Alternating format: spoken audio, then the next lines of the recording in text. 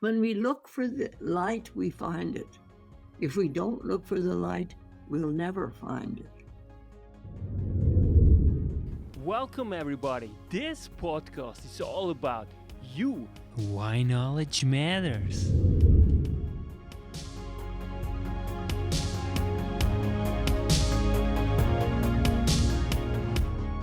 Welcome.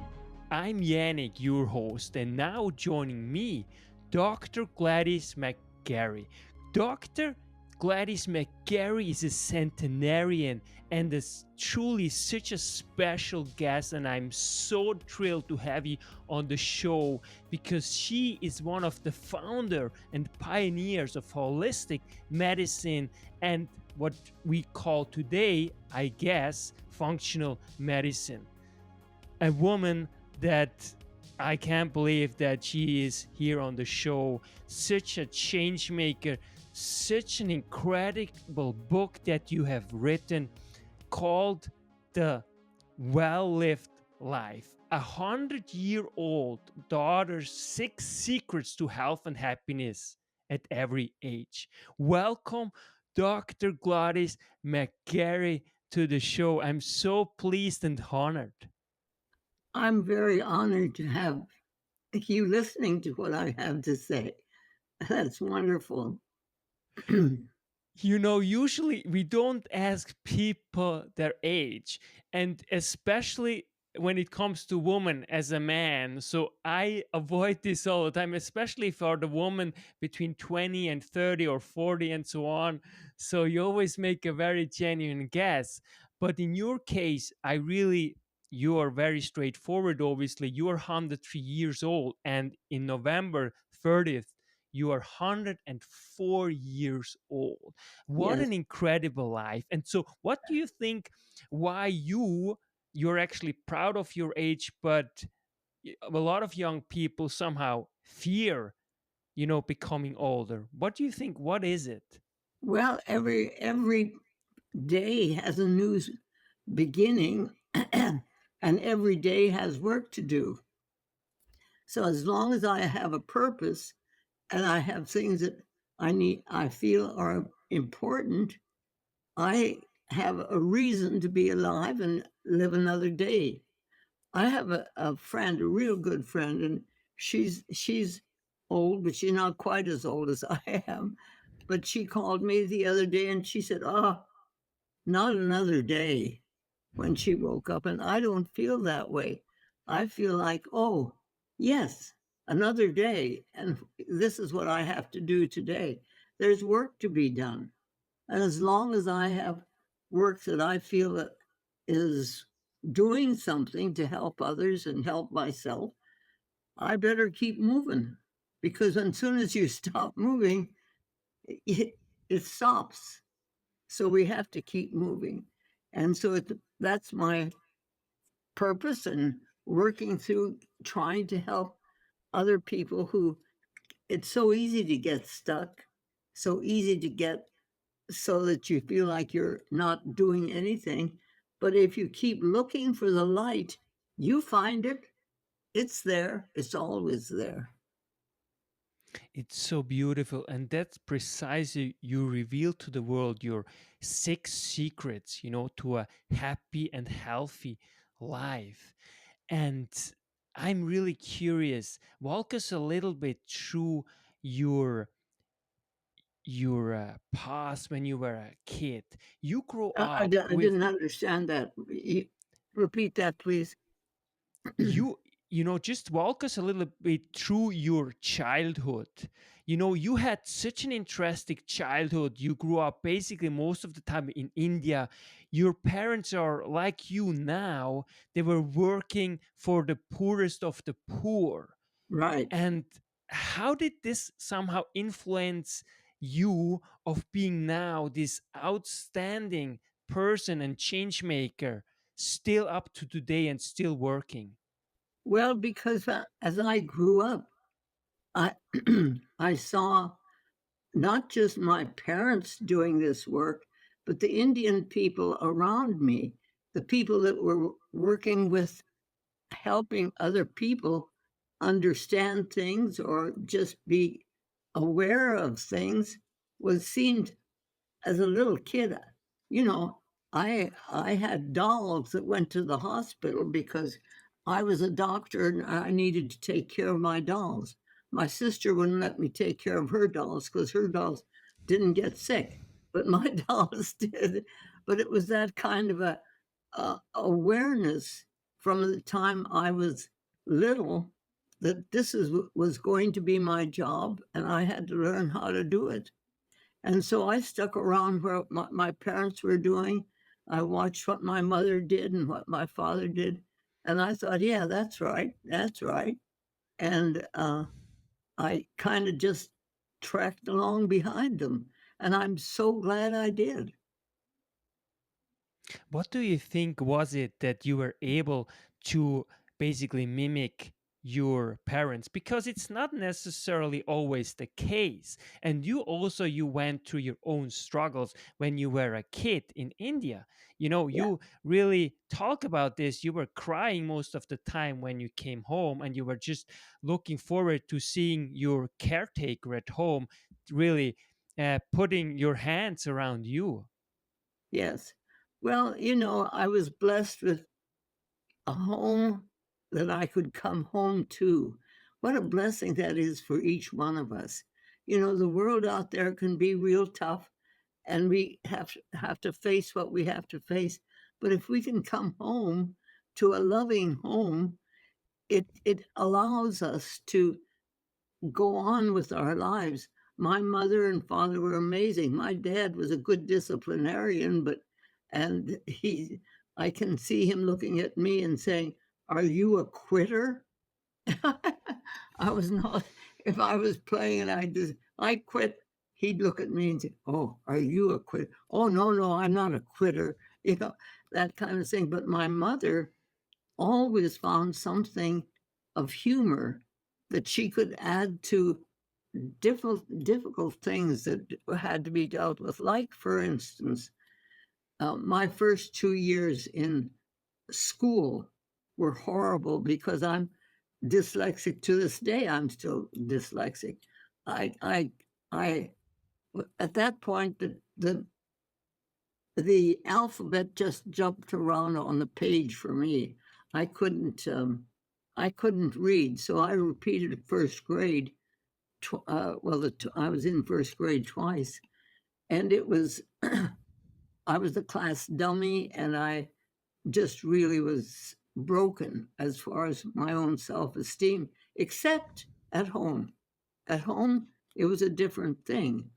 And then when I got into third grade, I had a teacher who saw something in me that the other teacher hadn't seen. So she appointed me as class governor.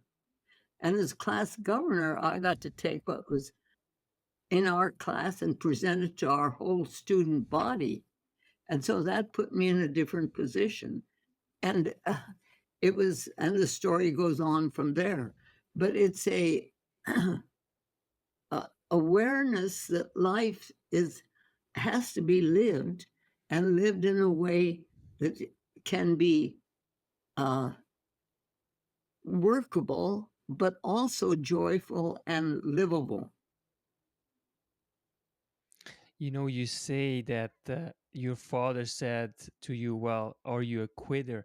And what do you think? Why is it that we struggle so much in these days to keep families together? What do you think are the major variables that inhibits people of staying together? What has changed?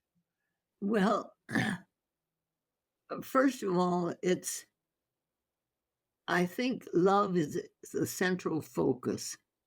And love, see, I have these, what I call the 5 L's, that kind of give me a little bit of a platform from which to work. The first 2 L's are life and love. They can't be separated. It's like when I was pregnant, the baby and I were one being. When I ate, the baby ate. When I thought, the baby, we were one being. But when, so it was one complete unit. But when the baby took its first breath, it became a separate unit. So it was like I was manifesting the first part of the pregnancy with the baby knowing everything that I was. We were one unit. But when as soon as the baby took its first breath, it became a separate unit, and it became manifested. It would now manifest itself as a true being. So the first two L's are really important to work together. Life and love need to work together. If you incorporate love into every aspect of your life that you can imagine, you're going to be really, really doing the thing that makes your whole sing, your heart sing. Now, the third L is laughter. Laughter without love is cruel. It's mean. It breaks families apart. It causes wars. But laughter with love is joy and happiness. The fourth one is labor. Labor without love. Oh, I have to go to work. Too many diapers. Life's too hard.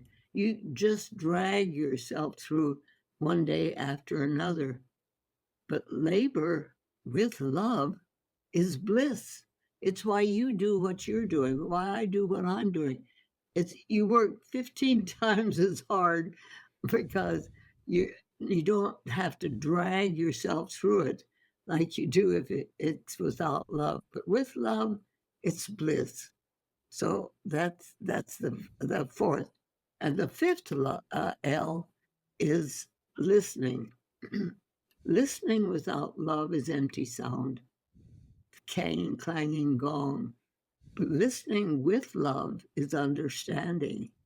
So these 5 L's kind of put a foundation on or under the philosophy of how love permeates every aspect of our life if we choose to have it do so. But it is a choice. This is so crucial. But on the other hand, is that most of the time we are never taught these critical elements that you just laid out for a happy and healthy life. Why do you think is that we don't focus on this first and then focus on more materialistic things, let's say? Well, it's what your purpose is. See, I truly believe that each one of us came into this lifetime, for a special purpose. It's like a huge jigsaw puzzle. Every piece has its own place. There isn't anybody else that can take that place. And if that piece is missing, if you've ever made a 1,000-piece jigsaw puzzle and you can't come up with the last piece and it's not there, you drive yourself crazy trying to find that last piece. We all belong in the place we belong in because that's our place. And when we find that aspect of our life that allows us to really think, oh, yes, that's what I'm doing. That's the juice. That's what gives me wants me to wake up in the morning, because this needs to be done. It's sort of like if I have a flashlight, and it's a good flashlight, and I'm walking down a dark night path, and there's just the path, the step ahead of me that is all I can see. But as I'm walking down there and I look over to the side, there may be a little flickering light someplace along the line. But if I shine my light on that flickering light, it becomes great. It just booms right up. In other words, if we're looking to help other people, if we're looking for life and what it needs from us, we'll find it. It's there. We just, if we're not looking for it, we're not going to find it. But if we are looking for it, we'll find it. It's there. How can we enable ourselves and empower ourselves to look for this choose, because you really know your purpose, your choose, and how do you find it, if you do not know it? And talk about what you mean specifically, what you mean by choose, and then how to find your choose. It's so hard for so many people. Well, it's sort of like, what is it that makes your heart sing? What is it that you really want to do? You can keep uh, looking for the pain and hard things that you've lived through. And well, let me just tell you what happened in my life that is a good story for this. When I was just turning 70 and I'd been married for 46 years, my husband asked for a divorce. We had done the whole Holistic Medical Association. We'd done all the work we'd done together. We'd raised 6 amazing children. All this. And I was in my car and I was broken. I was so broken. I was screaming and yelling in the car, driving down I-10 back to my home in Casa Grande, where I was going to be staying alone with my dog. And, I was just really, really broken. And, and I was letting the world know it. And it was terrible. It felt horrible. I was just doing ugly, saying ugly things. It was just really, really bad. But then I pulled over to the side of the I-10 and stopped my car and I got out.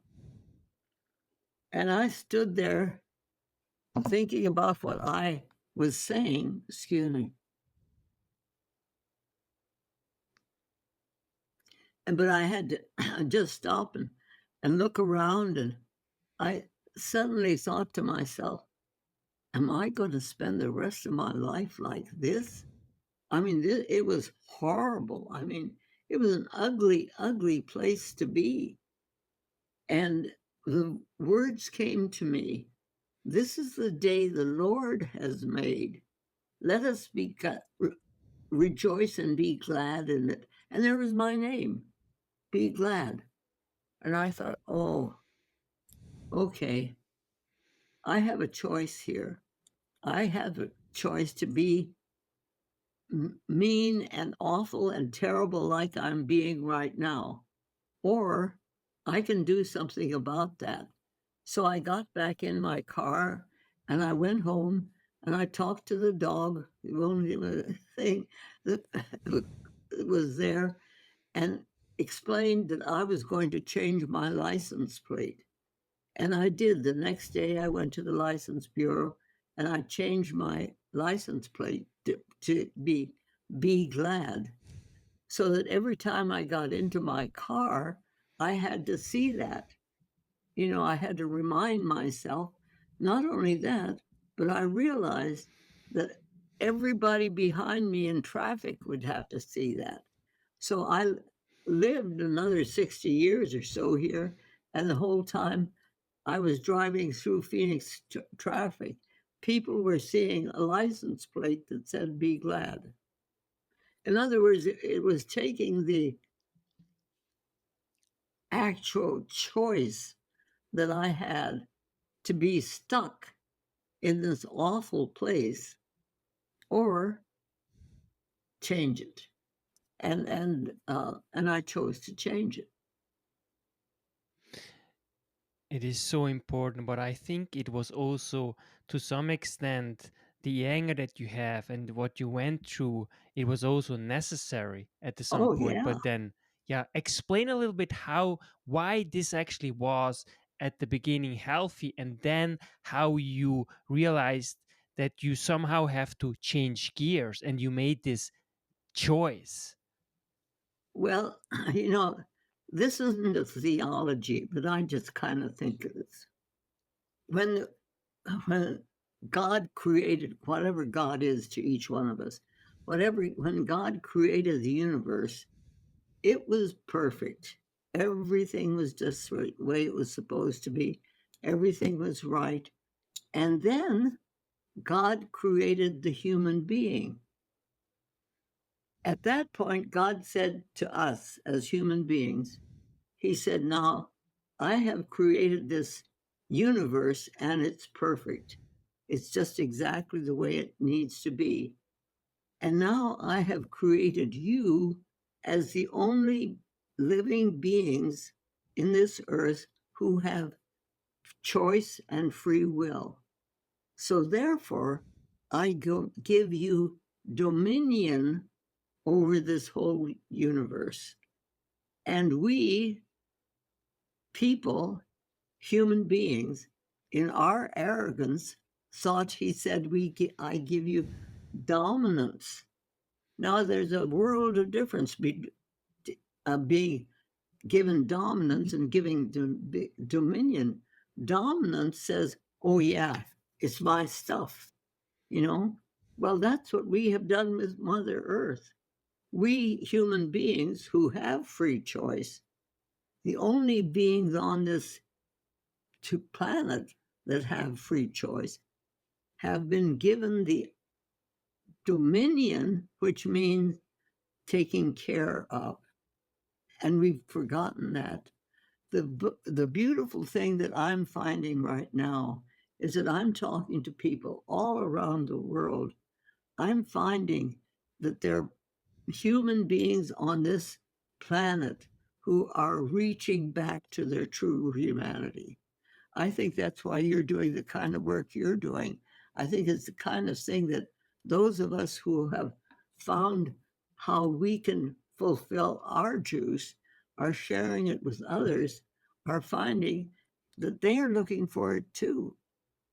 That the world is really, really wants to feel this reconnection that we have with our inner being and with our soul. I have to tell you the story of my eldest son.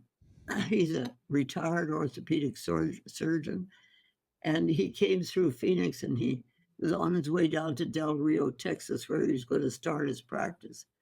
And he said to me, Mom, I'm real scared. He said, I'm going into the world, I'm going to have people's lives in my hands.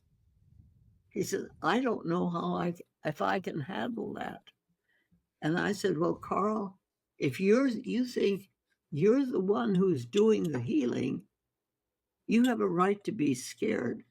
But if you take what you have learned as an orthopedic surgeon, which believe me, if I've got something broken, I don't want somebody who doesn't know what he's doing working and doing the correct. I want a good orthopedic surgeon to do the work.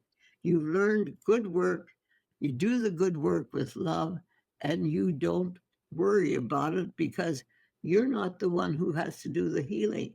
It's the physician within that patient that you contact with love. And as you contact that patient within that physician within the patient, you got a colleague, and the two of you together do the healing. If you could, and he accepted that, and he's retired now, and he's got a wonderful 6-acre land up in Washington State and everything, but he did a wonderful job as an orthopedic surgeon, loving his patients as he worked with them, doing the work that needed to be done. You mentioned how important this is, having something to look up to, having something we can actually hold on to. But Right. it seems that a lot of people, they think like then they can make it on their own. Tell me a little bit how important for you it was to have a foundation whereupon you stand on, where you can actually look ahead and have faith in no matter what you're facing. because you are the example. You have basically activated within yourself as well this physician, because you were battling twice, and you talk about this in the book, with cancer, and you overcame it. So please talk about how important actually this is, having faith some sort, whether it's a Christian God or something else, but at least, yeah.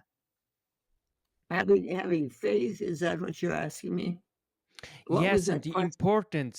the importance of having faith, having a foundation whereupon you Oh can yeah, stand on. yes, yes. It was well, you know, it as you watch what life is giving you and what you're dealing with, and you watch yourself make choices, and if you're fortunate enough to have a family that helps support the choices that you make, you know that you're making the right choices because it feels right and it works out right. It doesn't work out badly.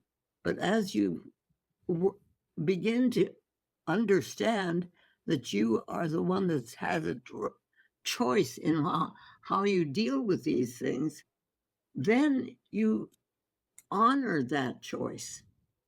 It's a fact that when you realize that, it's like if I carry a bag of bad uh, memories over my shoulder and I keep looking back at that bag, I'm going to have a stiff neck.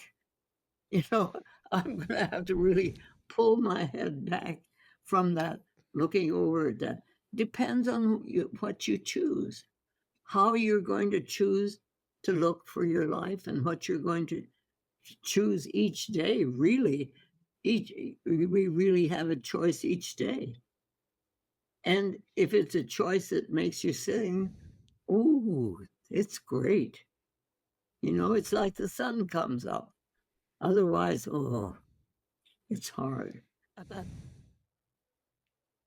How do you respond to someone who says, well, I wasn't lucky as you were, who had role models in your home? Your parents were role models, perfect Yes. role models. Well, they were, but other people around too. The little Indian kids that I played with kept rubbing my arms trying to get the white off. Okay. That was a really good experience for me. They were working trying to get the white off. Well, then I come to a country and a life that's trying to put well, what we're working with, the whole racial stuff, and it just seems so ridiculous when when the kids wanted that white to go so it was brown like they were. We want people to look like us, to be like us, to be, or for us to be like them, or what. We want to fit in, and we look around and look around till we find where we fit. Like my son finding the fact that he had within the patient an actual colleague. Look for when we look for the light, we find it. If we don't look for the light, we'll never find it. That's so beautiful, because it also comes back to us that on our it's our responsibility to look for Yes, it, and it takes work. And that's always the thing, that usually we are generally as a species a little bit lazy, and we always like to blame other people, but it clearly it makes us miserable. And so let's move a little bit on before we go to a life needs to move. Tell me what you do in the morning. What is your morning routine? When do you get up, and what are the things that you do that you never miss in the morning? well, I get up and I open my eyes and I look around and the sun's coming up, or I get up at 6 o'clock and I go to bed about 8 o'clock and I sleep a good hour. I look forward to my dreams and I work with my dreams and I eat a decent breakfast and you know I I'm a normal person that just does the things that need to be done. And then look at what's happening now. I'm talking to you. And where are you? You Canada, know, Kingston, Canada. Yeah. so but here you are in my face. And so it's amazing. You wouldn't be here if you weren't looking for something like me, and I wouldn't be here if I wasn't looking for something like you. I mean, we have a community in this world of people, of human beings who are truly seeking for their true humanity.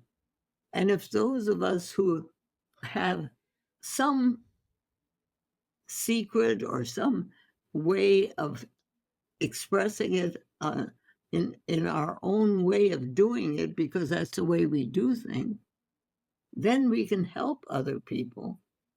But if if um, if we're not looking for helping them, we won't see it. We won't see the person that's struggling right next to us, and yet they all sometimes all they need is a smile or a shake, or a hand, or the other day wait, on Mother's Day, I had the privilege of having my great granddaughter, who is just 3, come up and stand by my chair and look up at me and smile. I mean, life doesn't get any better than that. It's a process of having and what a privilege we as parents have to help our children and grandchildren work with the thing, life as it is in their lives right now. It's this loving connection that it can be easily broken, but it doesn't need to be. And the little people who are coming along have got a lot of wisdom to give us. In fact, I have a great grandson who's in a church community in Pennsylvania, and his mother told us that they had a Sunday school class where the children had gathered their pennies and nickels and dimes together in a little bowl, and they were going to send it to someplace, I don't know where they needed to dig a well because the people didn't have any water, and they need to do this. So there are these 3 little kids. They're 5 years old, the little girl and the little boy, and then my grandson, great grandson. And the little girl says, so they've got their money in the little bowl, and she says, can we pray? And the little boy beside her said, I don't know. I don't know if we can pray. And my grandson says, sure we can pray. God's all around us. Let us pray. Beautiful. And so they prayed and they sent their money off where it went to be. But it's connecting one after the other in all generations, And I have the privilege now, and it brings tears to my eyes, to be able to talk to people all over the world about these things that are so alive, and we need to reach to each other. We around the world need to reach out to each other and become a community, because we can now. Look at what we're doing. You know, in my wildest imagination, when I was a kid, I could never have ever imagined this because I didn't even know a telephone. So, in all of this time, the technology has grown and grown as we humans have been reaching to each other. I mean, you and I wouldn't be doing this if we hadn't been reaching out to each other. And I think it's just awesome. And it's especially uh, wonderful that you do this, and you give this honor to people much younger than yourself, because you could easily just say, well, I mean, sometimes I ask myself, what do you think as almost 104 years old, and then you see like people, let's say myself or whatever, and we are just beginning our journey, and you are so with your wisdom, and you see all the flaws we have, like what goes through your head? Do with the things that are wrong, or what but I don't understand your question. Just like what, sometimes I feel like, wow, it's almost like you have so much wisdom, and then you talk, let's say, to myself, and that I'm on my journey, and I still have so many flaws, and how do you think about younger people, or people who are just do not have the wisdom that you have? I don't see them as flaws. I see them as loving learning experiences that from which we can learn and choose either go on or choose to change. Because I think everything in life is a learning experience. It's I don't think that diseases are something to be gotten rid of. I think they're something that need to be understood in a way that we can, as our own being and the physician that we're working with, can work with so that we understand what this disease is trying to teach us. It's like, it's sometimes it's a simple thing like this. I had this one patient, she was a lovely patient. I think I worked with her probably for 5 or 6 years. And this day she was in my office, and she had the same complaint that we'd been working with all that time and not found a solution for. She had pain in her shoulder, and it bothered her a lot. And so we would talk about all kinds of things and all kinds of possible remedies and so on. And this one day when we were doing this, and we had finished the session. She got up to leave. She turned around and picked up her purse, and it was a heavy satchel that she put on her shoulder. And the two of us looked at each other and said, all this time, we've been looking for the cause of this pain, and I've been creating it every day I put this purse on my shoulder. So it was, for me, that was one of the most interesting um, experiences that I had of helping someone find what it was that was causing the pain. That simple process of putting that, because that's what she did so routinely that she didn't think of it as something that would cause the pain. And yet, that's what, when she stopped doing that, she didn't have any more pain. That is beautiful. Now, I just want to go a little bit back quickly to the dreams that you were mentioning and parenting. But first, I really want to talk a little bit about parenting, because now more and more young people, they say, well, I don't want to become a parent anymore because, all these crazy things that are going on. What's your response to that? I say, well, you're going to miss out on life if you don't want to be a parent. I mean, this is our privilege and our joy to expand what it is that we've learned and what we can share with these wonderful people who are coming into our lives and can help us understand.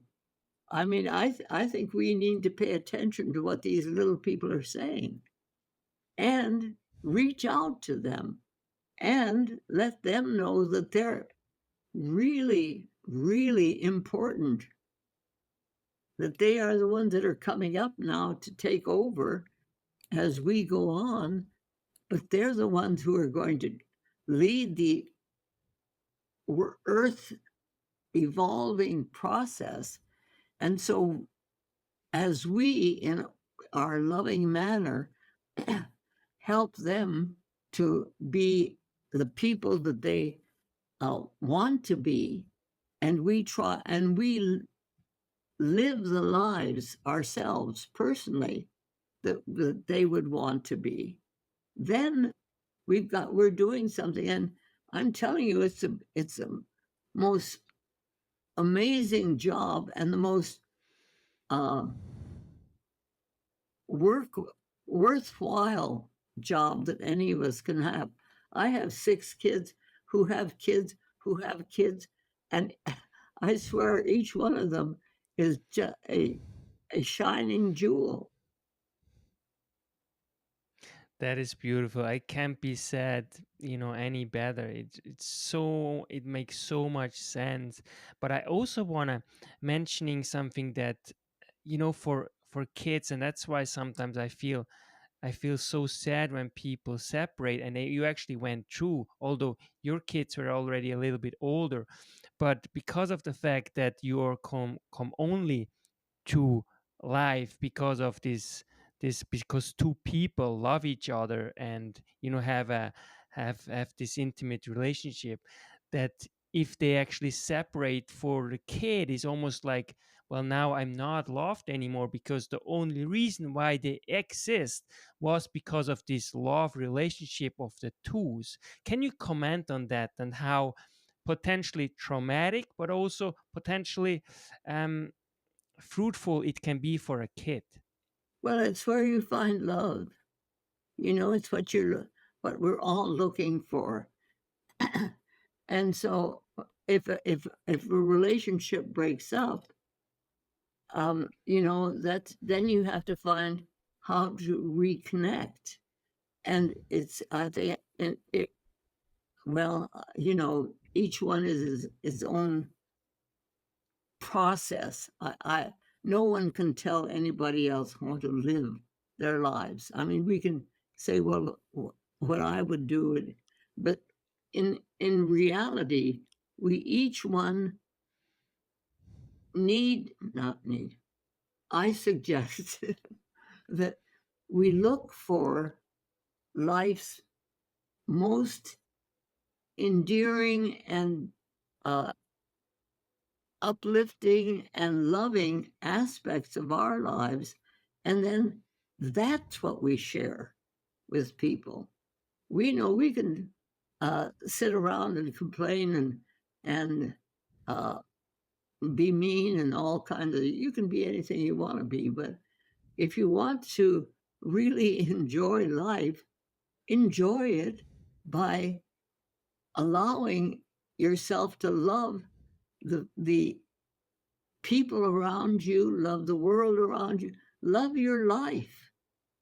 If you love your life and find things that you are really that make you want to keep on doing it because it makes other people happy and your life gets enriched because you have enriched somebody else's.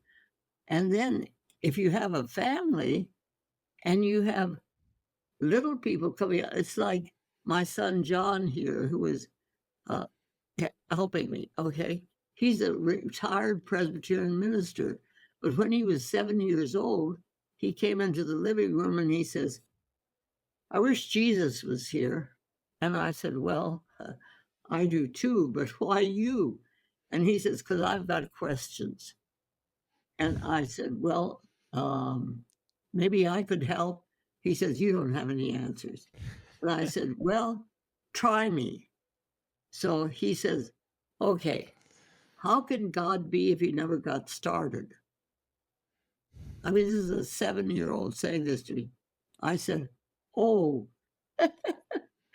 well, maybe it's like a circle. It doesn't have a beginning or an end. He says, I knew you didn't have the answer, and he runs off.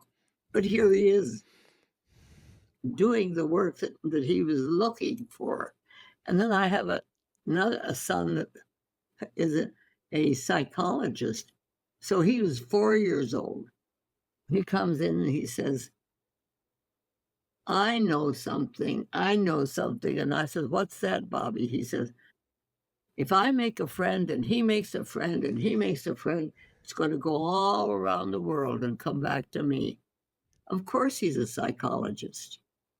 You know, I mean, when you listen to these children coming up and saying things, and then you support them as they are doing this, then you may not have all the answers that they're looking for, but you know, you're there and you're for them, and they can come to you. When you talk about dreams, it really reminds me of Carl Jung, the unconscious and the conscious, and how important it is actually listening to your dreams. And you take also your dreams actually seriously. And you, as you just mentioned, you said that you're looking forward to your dreams. Explain this a little bit further. What do you mean by that? Well, I think, well, dreams have been very helpful for me in my life. If I have a problem or an issue, I put it to a dream. And quite often I get the answer. And in fact, I found my voice when I was 93. For years, you know, I was dyslexic and all that stuff and the dumbbell, so I was pretty well. Uh, there was a part of my being that was damaged, and I knew that I just, you know, couldn't do things. So I'd written books, I'd done lectures, I'd done all kinds, but I always kind of would hope to have somebody around that I could have, I could look to and say, is that right? You know, I could just check out what I had said. But then when I was 93, I had a dream. And in this dream, well, actually, I woke up laughing and singing. But the dream that I was remembering was that I saw myself as a 9-year-old Gladyss in the jungles of North India, just coming out of a tent, and I was peeking out of the tent to make sure that my younger brother wasn't out there, because if he saw what I was about to do, I'd get tattled on, and then I'd be in trouble, because our family, we were not allowed to do, on Sunday mornings, on the Sabbath morning, we were to sing hymns and bhajans, which were the Indian hymns, or not to sing, you know.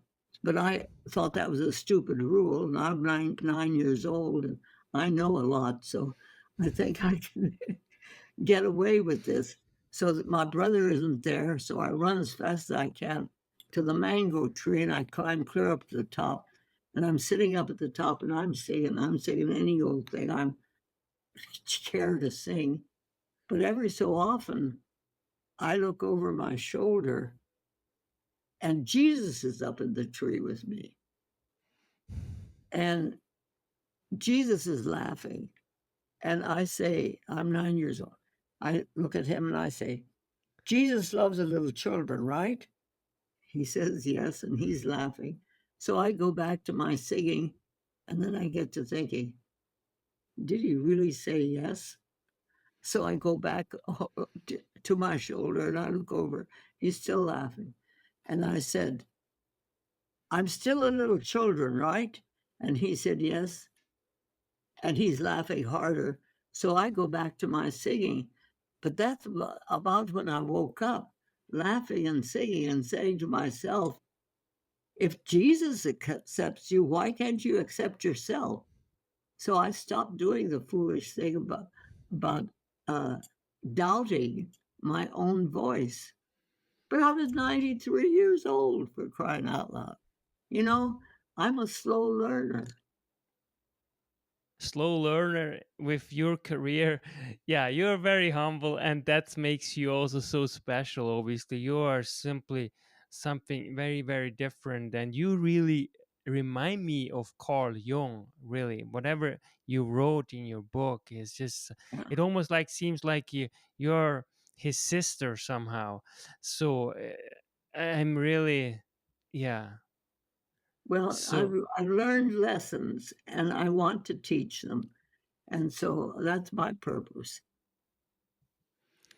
you also say, and this is also very practical, we life is movement. We have to move.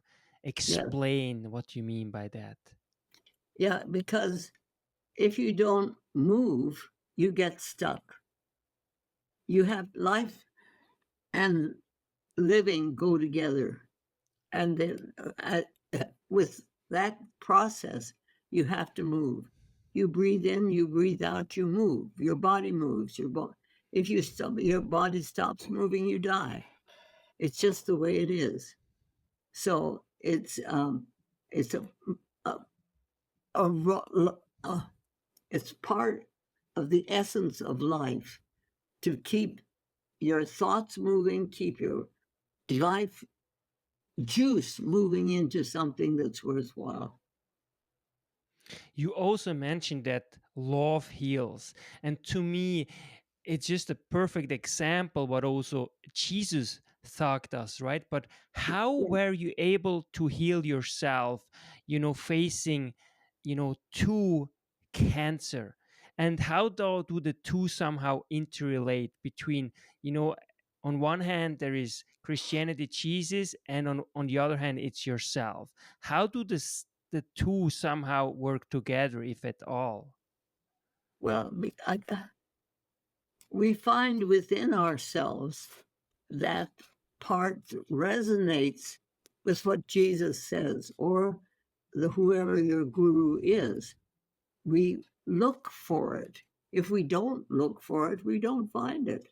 And if we don't find it, it dies because it has to move. And it's in my vocabulary, it's a it's a matter of consistently and constantly looking for the light, looking for more for not just information, but more juice, more life process. And as we look for that, we find it. And we find people who are really looking for it and they don't know where to go. But if we can reach out to them at their point of despair or just in friendliness, if we reach out to them, we may be helping them in ways that no one else could. And that's also perfectly interrelated with connection that you mentioned. That's your fourth really secret to happiness and Yeah, health. And right. how can we help people somehow connect? How do you do that?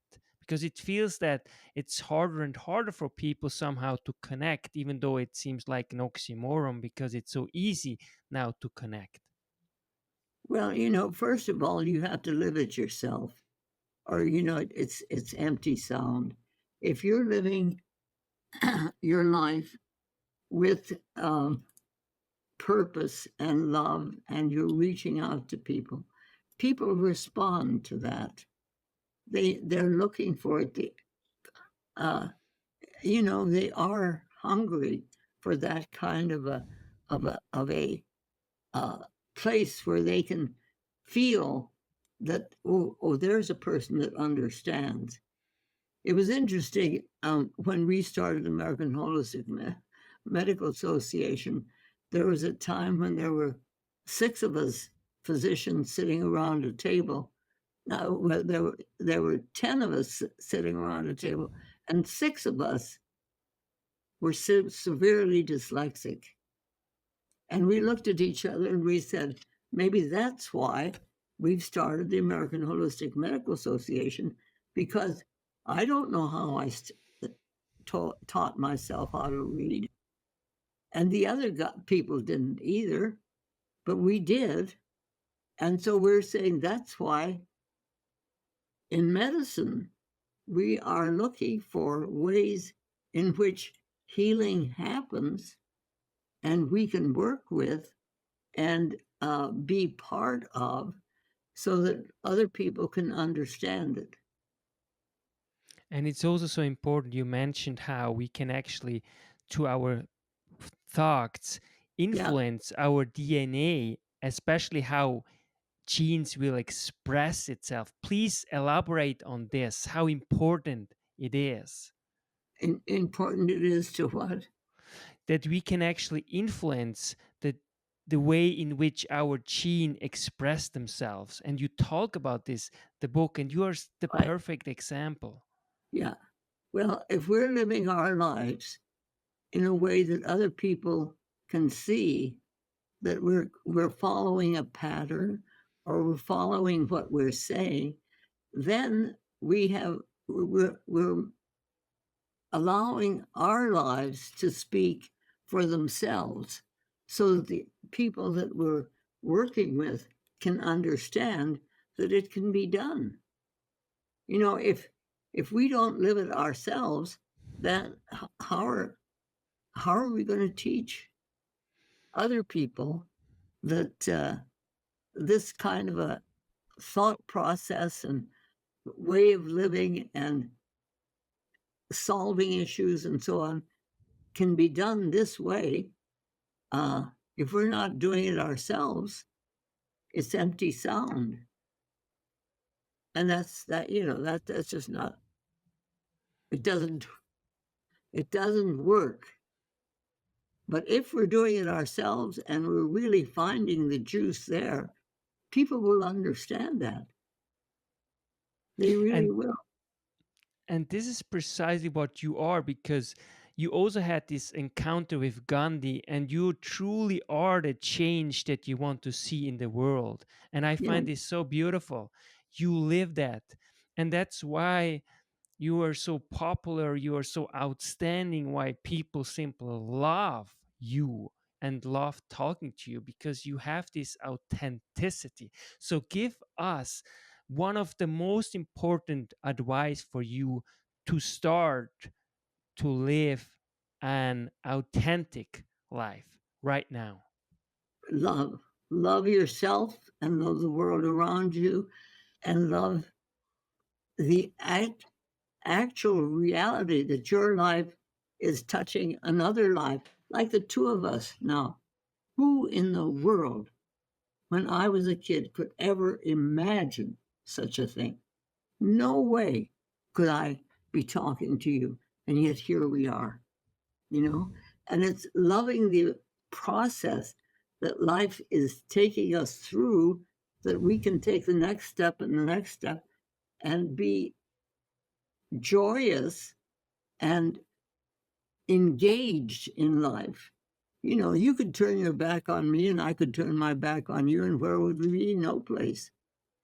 But as long as we have this connection, as we connect with other people, because it's a chain response.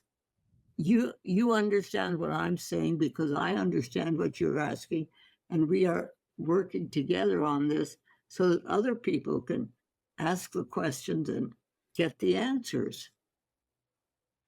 And the best example to me why you live your life the way you do, and how authentically and how much self-love you have, but also how much you love the world and people and everything that exists and God, is also the fact that you still have a 10-year plan. Yeah. Well, my 10-year plan is that there'll be villages for living medicine. In other words, places in the earth where the people that live on those, now we call them blue zones, where there are older people that are living in the blue zones and so on, and that's a very interesting thing.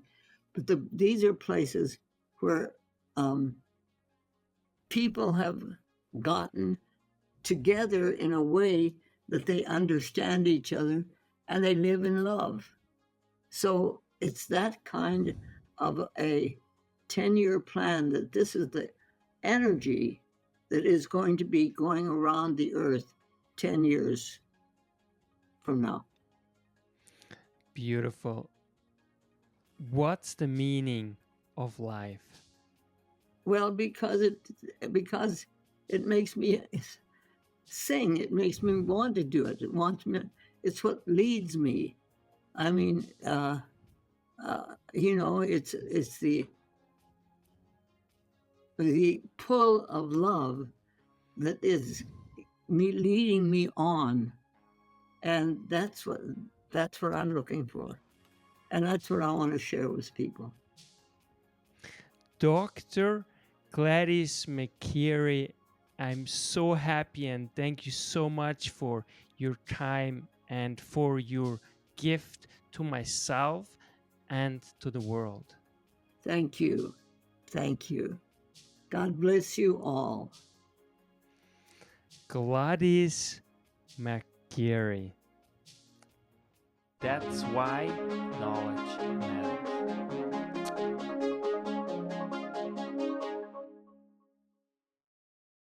Make your life a masterpiece. Visit now programs.d-ykm.com. Meant to make you grow.